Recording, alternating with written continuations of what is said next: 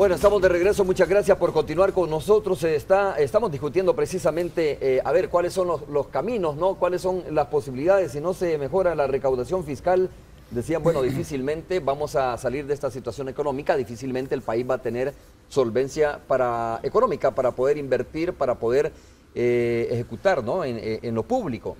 Pero la pregunta es, ¿cómo se mejora la recaudación fiscal? Yo quiero preguntarle en su última intervención al presidente del Banco Central de Reserva cuáles son los caminos que debería de tomarse precisamente rumbo a mejorar la recaudación fiscal de nuestro país y la verdad, ¿qué es lo que está preparando el gobierno para mejorar esta economía, doctor Acevedo? Bueno, hay varios aspectos que habría que tocar, pero yo quisiera referirme rápidamente en aras del tiempo a lo que se señalaba antes del corte. Okay. Lo que yo decía en la radio ayer es que consideraba que en El Salvador los estratos de ingresos medios para arriba, medios altos, todavía tienen capacidad de tributación en la medida de sus posibilidades. Claro, mientras más arriba, más capacidad.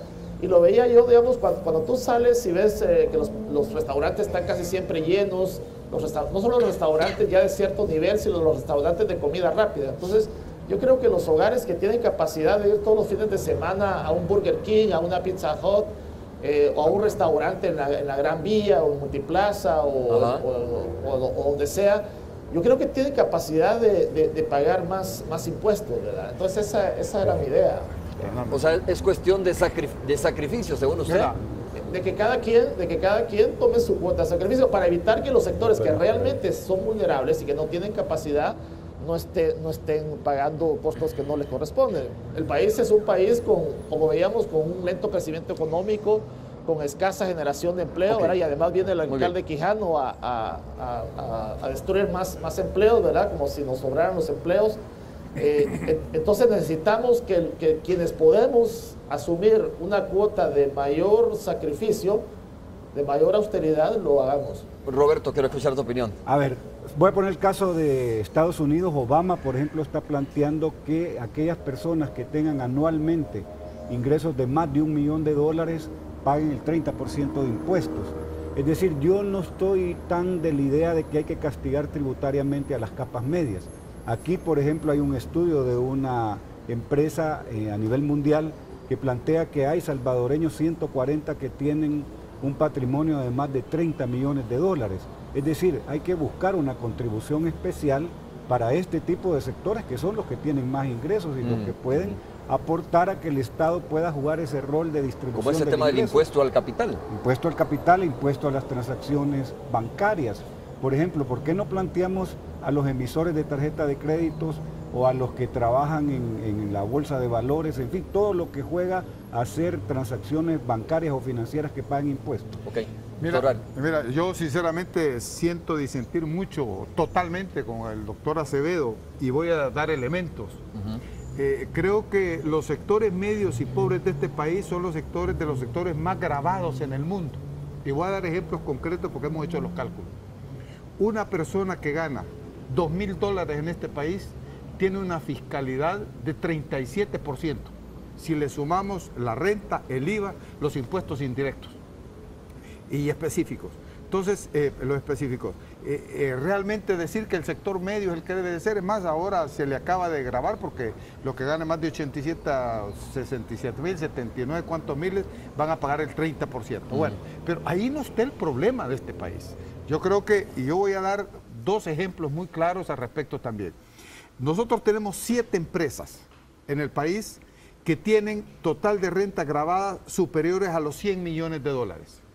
Y resulta que de esas empresas, de esas 7, 6, por ejemplo, la primera que tiene total de renta gravada $701 millones, tiene total de costos, gasto y deducción de 707, o sea que presenta pérdidas.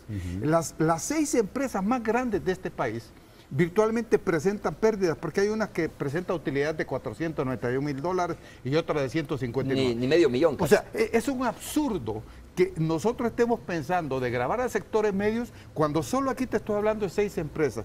En total... 6 empresas que en vez de presentar utilidad sí, declaran pérdida. Es más, lo más seguro es que les devuelvan. Y voy a dar otro ejemplo. Yo tengo el caso de Telefónica y los podemos ver por empresa. Telefónica se ganó 150 millones de dólares de utilidades que declaró en el 2010 y tuvo una tributación de 8%. Un campesino en este país tiene una tributación mínima de 13% porque paga IVA en comida y en medicina. O sea, hablar de que sectores medios, doctor, yo sinceramente creo que es una visión totalmente fuera de lo que es la realidad de la concentración de los ingresos en este país. Yo no digo solo los sectores medios, digo que de los sectores medios para arriba hay capacidad de pagar más impuestos de acuerdo a sus posibilidades. Obviamente los ejemplos que pone Salvador Arias son ejemplos de empresas que tienen mucha mayor capacidad. Entonces, oiga, doctor, pero ¿sabe qué? Es que hay que preguntarlo así muy francamente. ¿Es cierto esto que estas empresas declaran utilidad y la verdad es que al final se les devuelve o no? ¿Hay trampa en eso o no hay trampa? Bueno, yo he escuchado que ciertamente del propio ministro de Hacienda, y creo que lo ha dicho en público, que ciertamente hay varias transnacionales que año tras año declaran pérdidas. Y uno no se explica cómo una empresa puede estar funcionando 10 o 15 años declarando pérdidas. Normalmente lo que uno esperaría es que una empresa al cabo de algunos años de pérdidas pues tenga que salir del mercado. Entonces hay maniobras contables sospechosas y me consta de primera mano que el ministro está trabajando seriamente en este tema. Ya. Bueno, doctor Acevedo, ya estamos terminando. Muchas gracias por haber estado con nosotros. Interesante su aporte, por supuesto. Creo que en algún momento podemos tenerle aquí en los estudios para hablar directamente sobre este tema, sobre la situación económica de nuestro país, pues obviamente que nos preocupa a todos los salvadoreños, ¿no? Que no hemos aterrizado todavía el discurso, nos quedamos muy técnicos en esto porque me gustaría ver cómo golpea los pisos de abajo, ¿no? Esta situación económica del país. Muchas gracias, doctor Acevedo. Muchas gracias, Romeo, y un gusto y un saludo fraterno para Salvador y para Roberto. Gracias, doctor. Igualmente para nosotros, un gusto, feliz día. Bueno, este es un tema, Roberto, interesante, ¿no? Si podemos nosotros cerrar un poco con esta reflexión. Muchas gracias, doctor Acevedo, por haber estado con nosotros. ¿Cómo traducimos esto en un lenguaje más digerible para la población y decirle, mire, ojo, la situación no es tan fácil, ¿no? Es complicada y en la medida que no haya solidaridad, si se quiere, ya que no se puede hablar de justicia tributaria en este país por lo que hemos estado viendo, pues obviamente deberíamos de hablar de solidaridad y de aplicar la ley, ¿no? Mientras eso no suceda, las clases bajas van a seguir sufriendo una situación económica difícil. Bueno, hay cosas muy básicas. El principio de la política fiscal es que se puede, y el Estado tiene un rol de distribución del ingreso a partir de la fiscalidad. ¿Qué quiere decir eso? Que cuando los tributos de las personas que tienen más ingresos son recaudados, entonces el Estado tiene más capacidad de hacer más escuelas, más hospitales, hacer inversión pública, de tal manera de generar empleo. Entonces el fisco, o sea, los impuestos cumplen un papel de redistribución del ingreso. Y es así como funcionan en todas partes donde las cargas tributarias son altas y eso permite al Estado hacer una recaudación fiscal importante para tener recursos para hacer obras sociales y para también hacer inversión pública. Ese es un primer aspecto. El segundo aspecto es que no debe ser cargado la tributación mayor en los sectores que tienen menos ingresos. En El Salvador, las personas estén empleadas o no estén empleadas, tengan salario mínimo o no salario mínimo, pagan siempre un impuesto al valor agregado alto, que tributan en aspectos que habían promesas incluso electorales de quitar el IVA para la canasta básica alimenticia, para las medicinas.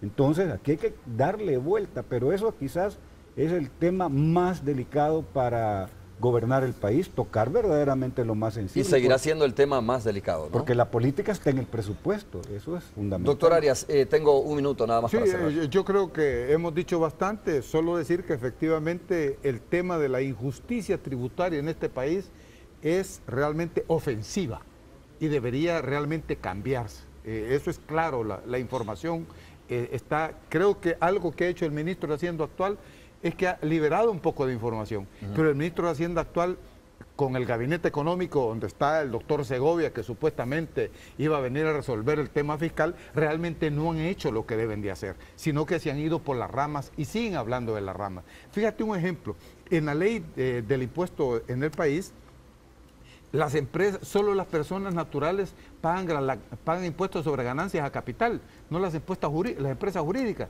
Es por eso que los bancos y las grandes empresas, cuando han vendido a extranjeros las empresas, no pagan impuestos. Es más, ahí se está diciendo que se va a vender el HSBC, parece ser que está en venta también el Scotiabank. Bueno, hay muchas especulaciones en eso también, ¿no? Si esas operaciones se dan y tú no cambias la ley para que las personas jurídicas paguen lo que son ganancias de capital, van a vender. Como sucedió con los bancos, con la venta de bancos anteriormente. Que 4.000 millones, no hubo... y sin embargo ves tú la injusticia, para cerrar, que un campesino, una mujer que trabaja en la maquila, paga 13% de impuesto de IVA, y si trabaja en la maquila le deducen además el fondo de la AFP, le quitan el seguro social. O sea, realmente es una política impositiva criminal desde el punto de vista de los intereses. Muchas gracias, doctor Arias, por haber estado con nosotros. Roberto, también muchas gracias. Se nos invitarme. quedaron, por supuesto, temas como la elección en los Estados Unidos, ¿no? Que es un tema interesante, del cual vamos a tener un programa especial hoy en la noche, y también el tema de la elección del fiscal general. Hace falta tiempo para hablar de estos temas. Vamos a hacer una pausa, regresamos.